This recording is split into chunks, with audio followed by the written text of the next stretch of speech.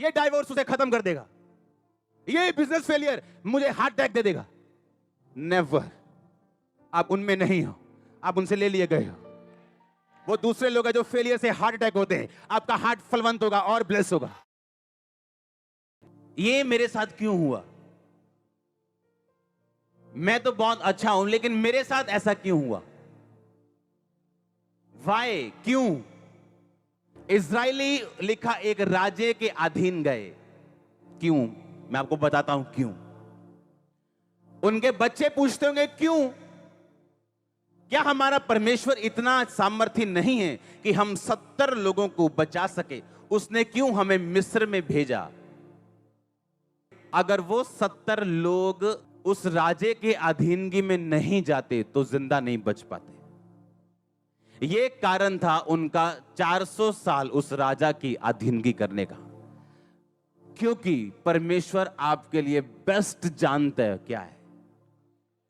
अब 400 साल बीत गए थे, छूटने का टाइम आ गया था। अब इजरायली छूटने को तैयार नहीं थे। परमेश्वर ने राजे के दिल में यह डाला कि वो उन्हें दुखी करे, और बाइबल कहती है दुख थोड़े दिनों का नहीं था, सालों चला। उनके बच्चे तक मारने लग गए, और तब परमेश्वर ने मूसा को चुना। मूसा 40 साल उस भवन में रहा राजकुमार बन के। पता है क्यों? क्योंकि मूसा चुना हुआ था। परमेश्वर जानता था अगर मूसा चुना हुआ है और मैंने अपना दिल, अपना कर्म और अपनी पूरी तरह से अपनी इच्छा और मेरे काम करने का तरीका अगर मूसा पे प्रकट नहीं किया तो ये कल लोगों को छुड़ा नहीं पाएगा। कैसे? क्योंकि मूसा राजघराने में बड़ा हुआ, और जब मूसा 40 साल का हुआ उसे मालूम हुआ अरे मैं तो इब्री हूं, मैं तो हिब्री हूं, मैं तो मिस्री थोड़ी हूं, मैं अपने भाइयों को छुड़ाऊंगा। और बाहर जाके 2 भाई जब लड़ रहे थे उसने एक मिस्री को मार दिया और रेत में छुपा दिया। अगले दिन जब बाहर गया तो उसके अपने इब्री बोले, अपने हिब्री भाई बोले, ए हमें मत रोक, जैसे कल तूने एक मिस्री को मार दिया था तुझे हमें मारने आया। मूसा को समझ आ गई, ना तो बल से, ना मेरे राज से, ना शक्ति से, अगर खुदा का काम करना है तो किसके द्वारा होगा? लेकिन मूसा भागा, क्योंकि मूसा को लगता था अपनी शारीरिक पोजीशन, अपनी राजकुमार की कुर्सी, अपनी पावर और अपने पैसे से मैं परमेश्वर का काम कर लूंगा। इसलिए मेरे भाइयों और बहनों, लोग सेवकाई में फेल हैं क्योंकि सेवकाइयां पैसे से नहीं चलती, ये परमेश्वर की पावर से चलती हैं।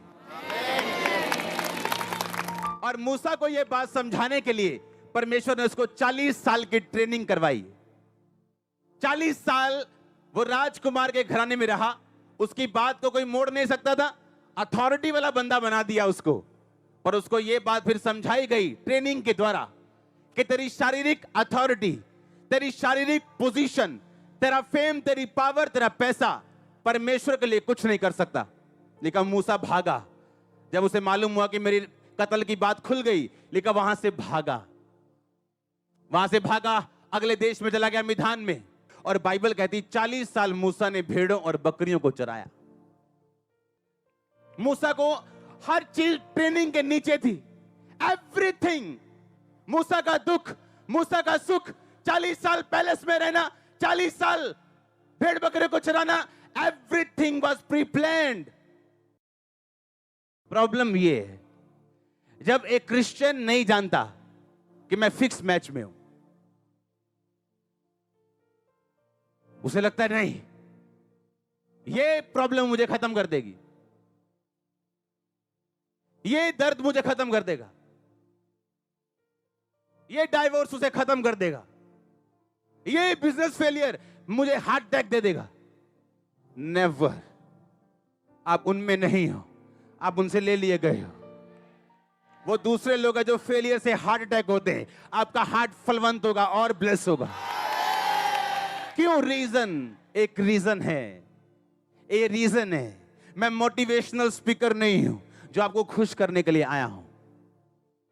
मैं एक स्पिरिचुअल स्पीकर हूं, मैं आपको स्पिरिट की चीजें दिखाने के लिए आया हूं। आप समझ रहे मेरी बात को?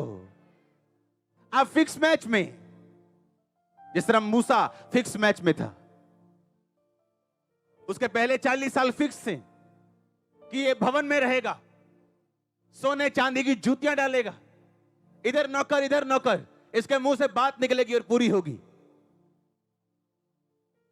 ताकि मूसा जब अपने राजकुमार की कुर्सी के तले न्याय करने के लिए जाए और मेरा काम करने के लिए जाए, ट्रमेंडसली बुरी तरह से फेल हो जाए और मूसा को यह वचन याद आए, ना बल से ना शक्ति से, उसकी आत्मा के द्वारा।